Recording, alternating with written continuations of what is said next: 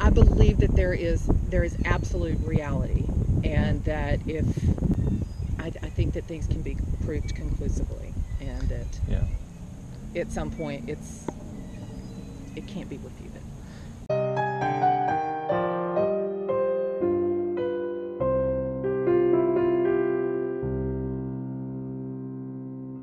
What's up, buddy? Is that boy or girl? No pictures without my lipstick. Is that you ordered that?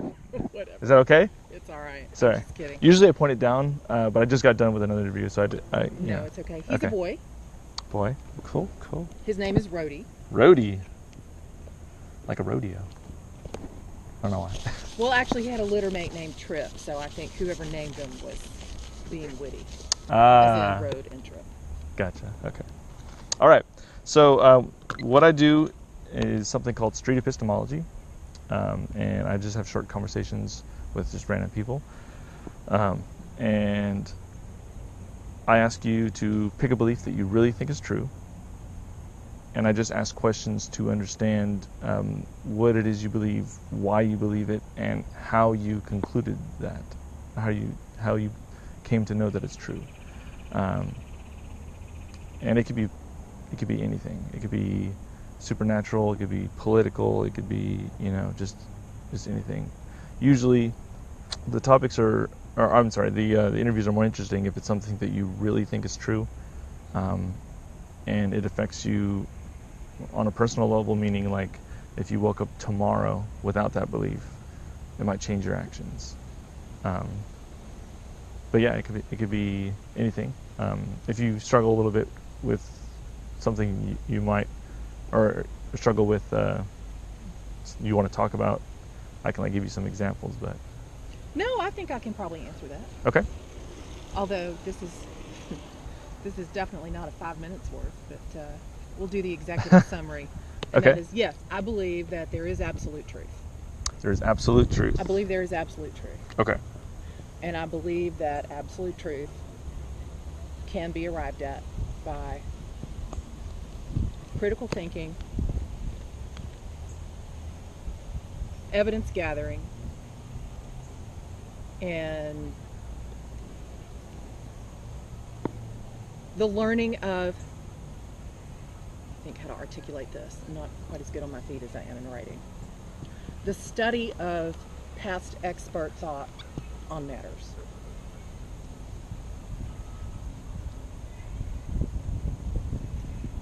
And the evaluation, the unemotional evaluation, the rational study and evaluation of data that's been gathered. So like an academic event.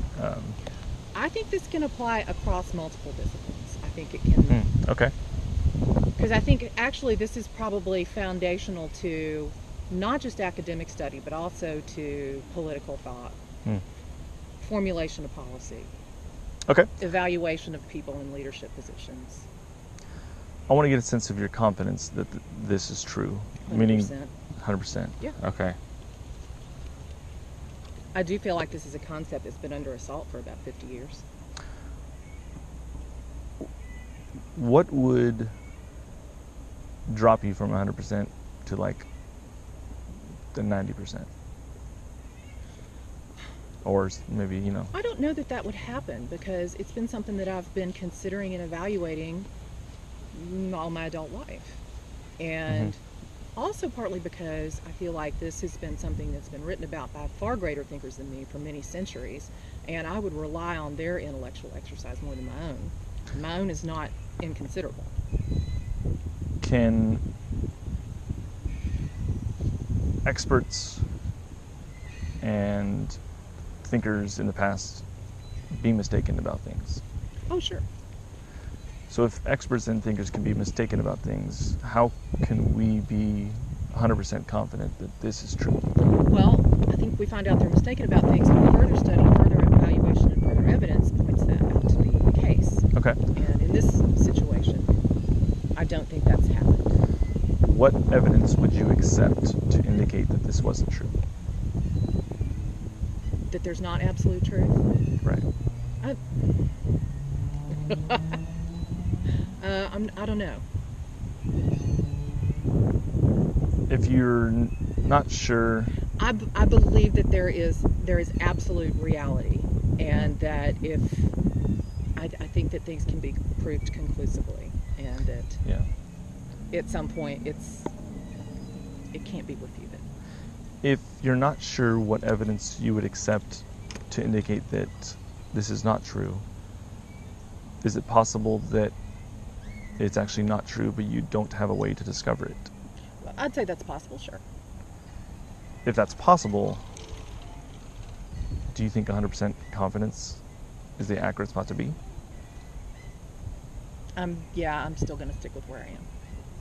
I will admit that there's, a theoretical possibility, but until it happens, I guess I'm going to think what I think. Okay. So.